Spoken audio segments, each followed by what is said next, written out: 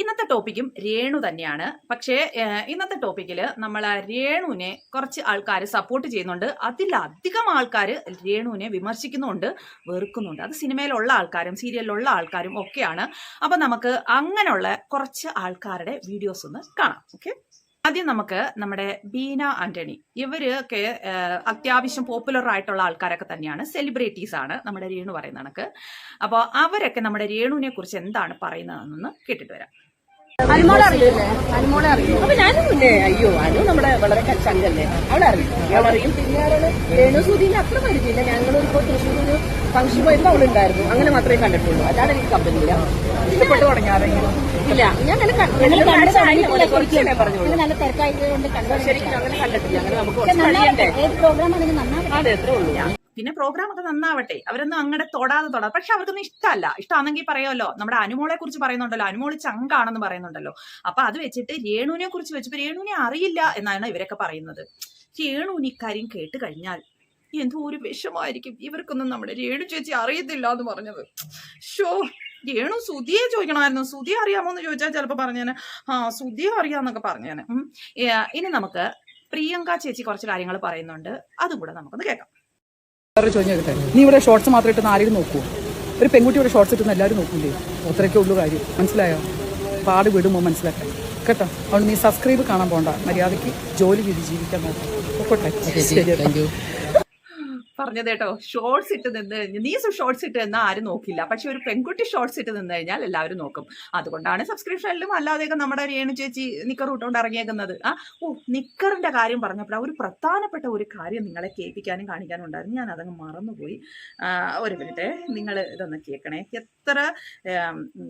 എത്ര ധൈര്യം ഉണ്ടായിട്ടാണ് രേണുവിൻ്റെ കൂടെ ഈ ഒരു ക്വസ്റ്റ്യൻ രേണു കൂടെ കൊണ്ട് നടക്കുന്ന ആൾക്കാർ ചോദിക്കുന്നത്. ഇപ്പൊ നിക്കർ ഇടാറില്ല അങ്ങനെ ഒരു പേരിലായിരുന്നു. നിക്കർ ഇടാറില്ല. അല്ല, നിക്കർ എന്ന് പറഞ്ഞൊരു പേരുണ്ടായില്ലേ? അതൊന്നും പ്രശ്നമല്ല അല്ലേ? എനിക്ക് എന്ത് പ്രശ്നം? ഇനിയിപ്പം എന്നാ വിളിച്ചായിരുന്നു നോ പ്രോബ്ലം, ഹാപ്പി. നിങ്ങൾ നിക്കർ ഇടാറുണ്ടോ വേറെ എന്തെങ്കിലുമൊക്കെ ഇടാറുണ്ടോ, അല്ലെങ്കിൽ ഇട്ടത് കാണിച്ചു തരുമോ എന്ന് ചോദിച്ചാൽ നിങ്ങൾ എന്റെ സബ്സ്ക്രിപ്ഷനിൽ വാ, ഞാൻ കാണിച്ചു തരാം. പക്ഷേ എനിക്ക് പൈസ വേണം. ആര് നിങ്ങളെ എന്തോ വേണോലും ചോദിച്ചോ, എന്തോ വേണോലും പറഞ്ഞോ, എന്ത് വേണോലും ചെയ്തോ, പക്ഷേ എനിക്ക് പൈസ വേണം. അതിന് നിങ്ങളെ സബ്സ്ക്രിപ്ഷൻ വന്നാൽ ഞാൻ കാണിച്ചു തരാം. എത്ര ധൈര്യം ഉണ്ടായിട്ടാണ് ഇങ്ങനെയുള്ള ചോദ്യങ്ങളൊക്കെ രേണുവിനോട് ഇവർ ചോദിക്കാൻ ധൈര്യപ്പെടുന്നത്. വേറെ രേണു പറയുന്നുണ്ടല്ലോ, മറ്റുള്ള സെലിബ്രിറ്റീസ് ഒക്കെ ഓരോന്നൊക്കെ ചെയ്യുന്നില്ലേ, അതുകൊണ്ട് ഞാനും ചെയ്യുന്നുണ്ട്, അപ്പൊ അവർക്കൊന്നും കുഴപ്പമില്ല, പിന്നെ എനിക്ക് മാത്രം എന്താ എത്ര വലിയ കുഴപ്പം, പിന്നെ എന്നെ മാത്രം എന്താ എല്ലാവരും ഇങ്ങനെ പറയുന്നതെന്നൊക്കെ രേണു പറയാറുണ്ടല്ലോ. വേറെ ഏതെങ്കിലും സെലിബ്രിറ്റീസിനോട് ഈ സോഷ്യൽ മീഡിയയിലുള്ള ഈ മീഡിയക്കാർ ആരെങ്കിലും ഇങ്ങനെ ഒരു ക്വസ്റ്റ്യൻ ചോദിക്കൂ? ചോദിച്ചാൽ അപ്പോഴേ പാട് വീഴും ഇവിടെ. അതുകൊണ്ട് അവരൊക്കെ ചോദിക്കാൻ ധൈര്യപ്പെടുവോ? ഇല്ല. അപ്പൊ രേണുവിനോട് ചോദിക്കാൻ അവരൊക്കെ ധൈര്യം കാണിക്കുന്നുണ്ടല്ലോ. അതാണ് രേണു നമ്മളൊക്കെ ഇങ്ങനെ പറയുന്നത്, എല്ലാവരും രേണുവിനെ കുറിച്ച് ഇങ്ങനെ വിമർശിക്കുന്നത്. അത് രേണു ഒന്ന് മനസ്സിലാക്കും.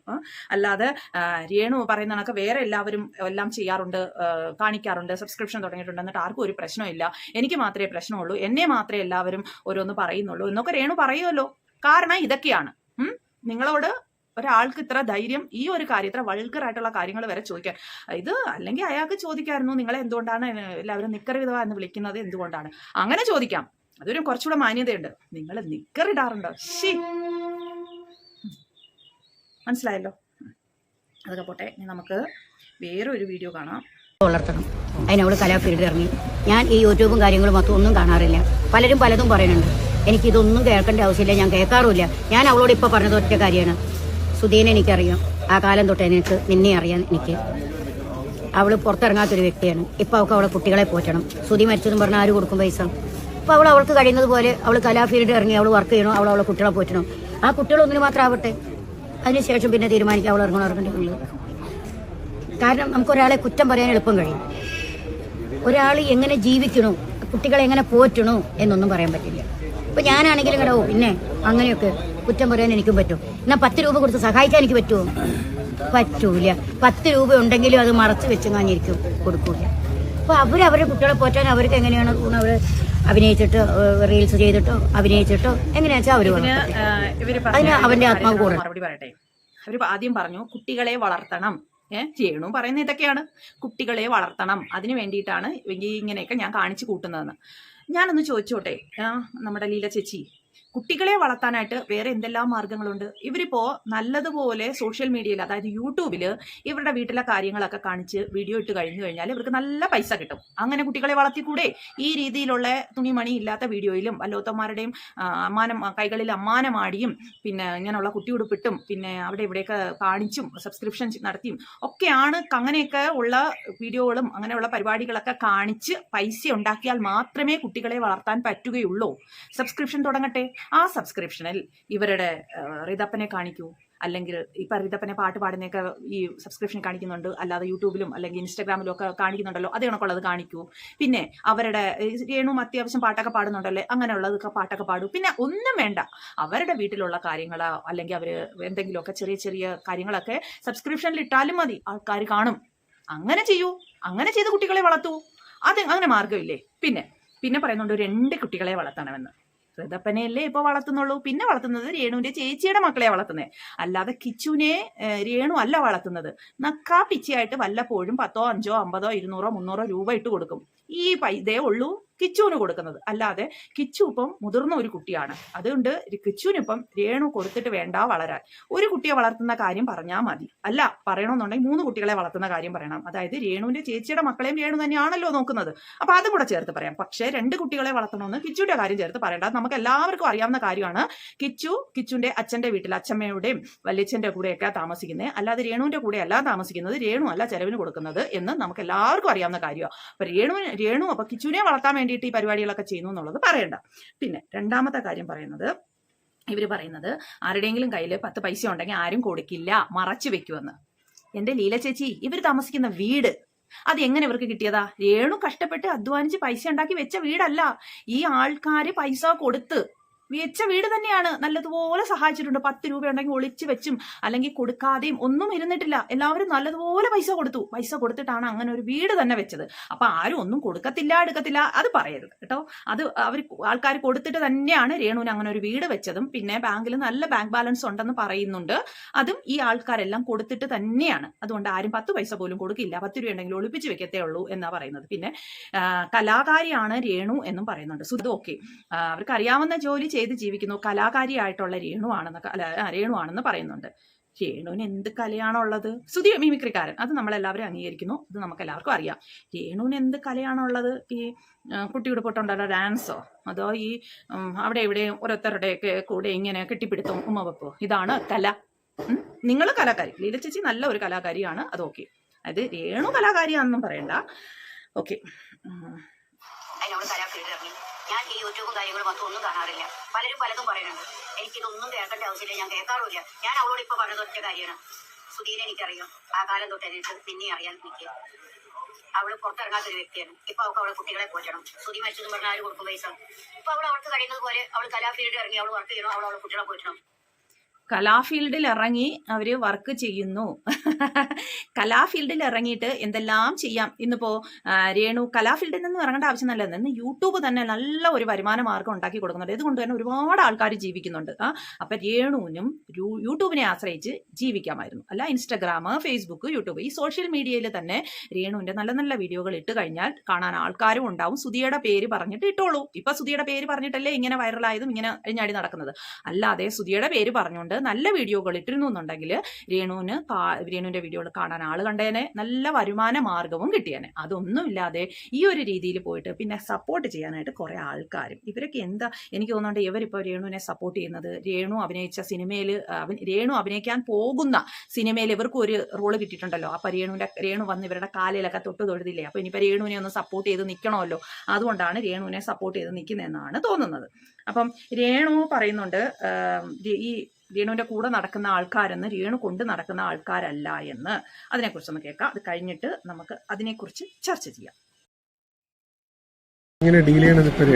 തീർച്ചയായിട്ടും. കാരണം ഒരു വിവാദം നടന്ന മീഡിയക്കാരെല്ലാം എന്റെ കയ്യിലാന്നല്ലേ പറയുന്നത്. ഒരിക്കലും അല്ല, എന്റെ സുഹൃത്തുക്കളാണ് എല്ലാവരും. ഒരു വിവാദം, ഒരു കേസ് നടന്നുകൊണ്ടിരിക്കുക.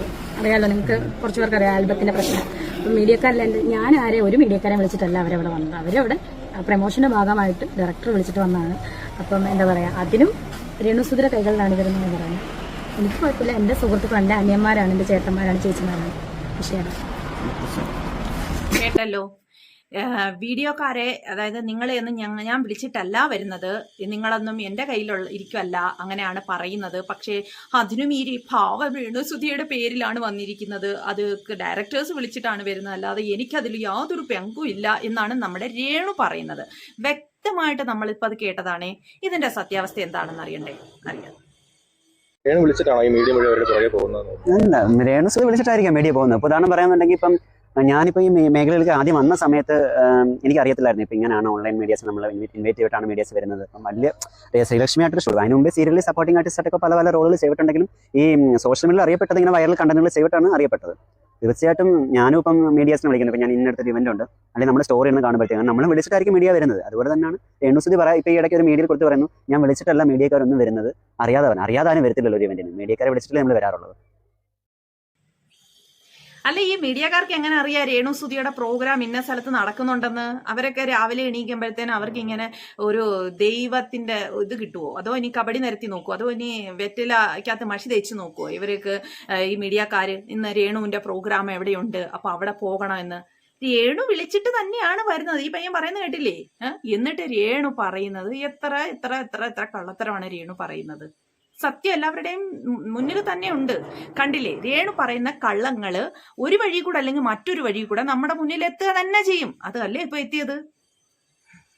എന്താ രേണു, അയ്യോ അയ്യോ. അതൊക്കെ ഇപ്പോൾ രേണുവിന്റെ സബ്സ്ക്രിപ്ഷനെ കുറിച്ചൊന്നും പറയാനേ തയ്യാറല്ല. ഇപ്പോൾ സോഷ്യൽ മീഡിയയിൽ അവർ ചോദിച്ചു രേണുവിന്റെ സബ്സ്ക്രിപ്ഷനിൽ പേയ്മെന്റ് വന്നു എന്ന് ചോദിച്ചപ്പോൾ രേണു പറയാൻ തയ്യാറല്ല. പേയ്മെന്റ് വന്നോ, നോ കമന്റ് എന്നാണ് പറയുന്നത്. അതെന്താണ് കാരണം? എന്തായിരിക്കും കാരണം? എനിക്ക് തോന്നുന്നുണ്ട് ഇപ്പൊ ഈ ചാറ്റൊക്കെ വന്നപ്പോൾ വല്ല അന്വേഷണം വല്ലതും ഉണ്ടായോ? അതോ ഇനി ഫേസ്ബുക്ക് പോയത് കണക്ക് ഇനി ഇൻസ്റ്റാഗ്രാമിന്റെ ഇതും പോകുമെന്നുള്ള പേടി കൊണ്ടാണോ? അതോ ഫേസ്ബുക്ക് രേണു തന്നെ മുക്കിയതാ, അതും ഇനി മുക്കണ്ടി വരുമോ എന്നുള്ള ഒരു പേടി കൊണ്ടാണോ? ആദ്യം നമുക്ക് അതൊന്ന് കേൾക്കാം. നമ്മുടെ പിന്നെ ഇതിന്റെ പൈസ വന്നോ, സബ്സ്ക്രിപ്ഷന്റെ പൈസ വന്നോ എന്ന് ചോദിച്ചപ്പോൾ രേണുവിന്റെ മറുപടി നമുക്കൊന്ന് കേൾക്കാം. സബ്സ്ക്രിപ്ഷന്റെ പേയ്മെന്റ് ഒക്കെ വന്നു. രേണു ഇപ്പൊ ലക്ഷങ്ങൾ വരുമാനമുള്ള ഒരാള്, അപ്പൊ ആർഭാട ജീവിതത്തിലോട്ട് പോയോ? ഒരിക്കലും ഇല്ല. എന്നിട്ടാണ് എനിക്ക് ഗിഫ്റ്റ് തന്ന എനിക്ക് ഏറ്റവും വളരെപ്പെട്ട വേണ്ടപ്പെട്ട എൻ്റെ ഒരു പെൺ സുഹൃത്താണ്. ഞങ്ങൾ പറഞ്ഞു ആൺ സുഹൃത്താണെന്ന്. ഇല്ലല്ലോ. പിന്നെ ഈ പെൺ സുഹൃത്താണ് എന്ന് എടുത്തു പറയേണ്ട കാര്യം എന്താണ്? എന്തൊക്കെയോ രേണു പറയുന്നതിൽ എന്തൊക്കെയോ ഒരു പൊരുത്തക്കേടുകളുണ്ട്. എന്താണോ എന്തോ, എന്തിനാണോ എന്തോ അങ്ങനെ ഒരു പെൺ സുഹൃത്താണ് എനിക്ക് ഗിഫ്റ്റ് തന്നതെന്ന് പറഞ്ഞത്. അതേ കണക്ക് തന്നെ ഇപ്പൊ കോസ്റ്റ്ലി ആണോന്ന് വെച്ചപ്പോ അല്ല, ഞാനിപ്പോ ഭയങ്കര പിച്ചക്കാരിയാ എന്ന് പറയുന്നുണ്ട്. എന്താണോ എന്തോ. പിന്നെ നമ്മള് അന്ന് കിച്ചുവിന്റെ ചാനലിൽ വന്നിട്ട് കുറച്ച് കാര്യങ്ങളൊക്കെ പറഞ്ഞല്ലോ, കിച്ചുവിന് അനുഭവിക്കേണ്ടി വന്ന കാര്യങ്ങളെക്കുറിച്ചും. പിന്നെ അതല്ലാതെ കിച്ചു അവിടെ ഋതപ്പനെ വന്നിട്ട് സുധിലയത്തിൽ വന്ന് ഋതപ്പനെ എടുത്തുകൊണ്ട് പോയ കാര്യങ്ങളൊക്കെ ഉണ്ടല്ലോ. അതിന് നമ്മുടെ രേണുവിന്റെ ബ്രദേഴ്സും സിസ്റ്റേഴ്സും ഫ്രണ്ട്സും ഒക്കെ ചോദിക്കുന്നത് നമുക്കൊന്ന് കേൾക്കാം. ഒരു തുറന്നു പറച്ചിലും ഇപ്പൊ വീട്ടിൽ വന്ന് ഋതപ്പനെ വിളിച്ചുകൊണ്ട് പോയത് നിങ്ങളെ കാണാൻ വന്നതൊക്കെ അവന്റെ ചാനലിന്റെ റീച്ചിന് വേണ്ടിയാണെന്ന് കോമന്റ്സ് ഒരുപാട് വരുന്നുണ്ട് വീഡിയോയുടെ താഴെ. അതിനെക്കുറിച്ച് എന്താണ് പറയാനുള്ളത്? അതിനെക്കുറിച്ച് പറയേണ്ട കിച്ചുവല്ല, ഞാനല്ല. നിങ്ങൾക്ക് തോന്നുന്നുണ്ടോ? എന്നെ ഞാൻ കണ്ടില്ല സത്യം. എന്നെ വിളിച്ചിട്ട് അമ്മ ഞാൻ അനിയനും കൊണ്ട് പുറത്തു പോവാണ്, അപ്പം പപ്പ പറഞ്ഞ അമ്മയോട് വിളിച്ചു ചോദിക്കാം. ഞാൻ പറഞ്ഞു കിച്ചു ഞാൻ ഇവിടെ ഇല്ല, ഞാൻ അങ്കമാലിയിലാണ്, ഷൂട്ടിലാണ്, അങ്കമാലിയിൽ ഒരു പ്രൊമോഷൻ ഷൂട്ടിലാണ്. നിന്റെ അനിയനെ കേട്ടോ.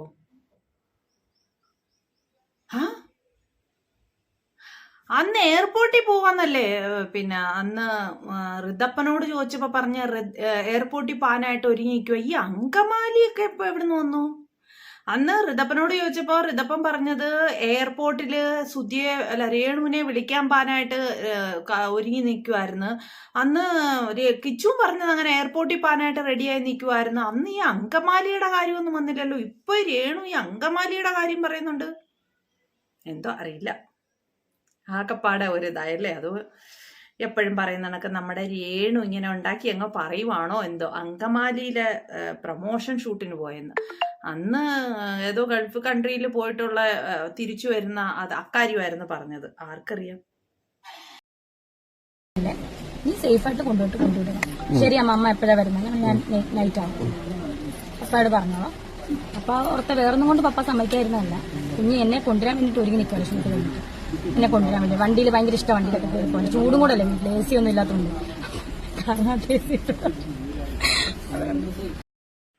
AC-യിൽ പോകാനായിട്ട് ഇഷ്ടം, അതുകൊണ്ട് പോകാൻ രേണുവിനെ വിളിക്കാൻ പോകാനായിട്ട് ഒരുങ്ങിക്കുക. അതൊക്കെ ഓക്കെ, അതൊക്കെ ശരിയാവുന്നുണ്ട്. പക്ഷെ ഈ അങ്കമാലിയും എയർപോർട്ടും അത് തമ്മിൽ അങ്ങോട്ട് മാച്ചാവുന്നില്ല. എന്താണോ സത്യം അറിയില്ല, എന്താണോ എന്തോ, ആരാണോ എന്തോ സത്യം പറയുന്നത്, ആരാണോ എന്തോ കള്ളം പറയുന്നത്. പിന്നെ നമുക്ക് ഇനി ലാസ്റ്റിൽ ഒരു വീഡിയോയും കൂടെ കണ്ടിട്ട് നമുക്ക് ഈ വീഡിയോ ഇവിടെ അങ്ങ് അവസാനിപ്പിക്കാം. നല്ല പ്രത്യേകതയുള്ള ഒരു വീഡിയോ ആണ്, കേട്ടോ. ഈ മഞ്ജു വാര്യരെ പോലെ ഭയങ്കരമായിട്ട് എന്താ പറയാ പ്രതിസന്ധികളെ തരണം ചെയ്ത് ഒരു അയൺ ഗേളായിട്ട് രേണു മാറിക്കൊണ്ടിരിക്കുകയാണല്ലോ. ചേച്ചിനെ പോലെ എന്ന് പറയല്ലേ, ഇനി ആൾക്കാർ കമന്റ് ഇടും എന്തോ ഇവള് പറ ചേച്ചിനെ ഇപ്പൊ പറഞ്ഞത് അയൺകളായിട്ടെന്ന് പറഞ്ഞല്ലേ. കുറെ പേര് എൻ്റെ അടുത്ത് പറയുന്നുണ്ട് പ്രതിസന്ധികൾ വന്നാലും ഇങ്ങനെ തന്നെ കട്ടയ്ക്ക് പിടിച്ചു, വേറെ വല്ലവരാണെങ്കിൽ നിർത്തിയിട്ട് പോയേനെയാണ്. ശരിയാണ്, നിർത്തിയിട്ട് പോയേനെ. വേറെ വല്ലവരും അത് ഇത്രയും കേട്ടിട്ട് വേറെ വല്ലവരും ആയിരുന്നെങ്കിൽ നിർത്തിയിട്ട് പോയേനെ. എന്തായാലും രേണുവിന്റെ തൊലിക്കട്ടി അപാരം തന്നെ അല്ലേ. അക്കാര്യത്തിൽ നമ്മളെല്ലാവരും സപ്പോർട്ടാണ്. രേണു ഇപ്പൊ പറഞ്ഞ കാര്യത്തിൽ എന്ത് കാര്യം കേട്ട് കഴിഞ്ഞാലും എനിക്ക് യാതൊരു പ്രശ്നമില്ല, ആരെന്ത് വേണമെങ്കിലും പറയട്ടെ, എനിക്ക് യാതൊരു പ്രശ്നമില്ല. അതാണ് രേണു. അക്കാര്യത്തിൽ നമ്മളൊക്കെ പറയുന്നുണ്ട് രേണുവിന്റെ തൊലിക്കട്ടി അപാരം തന്നെ. അപ്പൊ ഇതൊക്കെയാണ് രേണുവിന്റെ പുതിയ പുതിയ വിശേഷങ്ങളൊക്കെ. അപ്പം ഈ പറഞ്ഞ കാര്യങ്ങളെ കുറിച്ചൊക്കെ നിങ്ങളുടെ അഭിപ്രായം എന്താണെന്ന് വെച്ചാൽ പറയൂ. നമുക്ക് കാണാം മറ്റൊരു വീഡിയോയുമായി നാളെ. അതുവരെ എല്ലാവർക്കും ബൈ ബൈ. നിങ്ങളുടെ അഭിപ്രായങ്ങൾ പറയാൻ മറക്കല്ലേ, എപ്പോഴും ഞാൻ പറയുന്ന കാര്യമാണ്.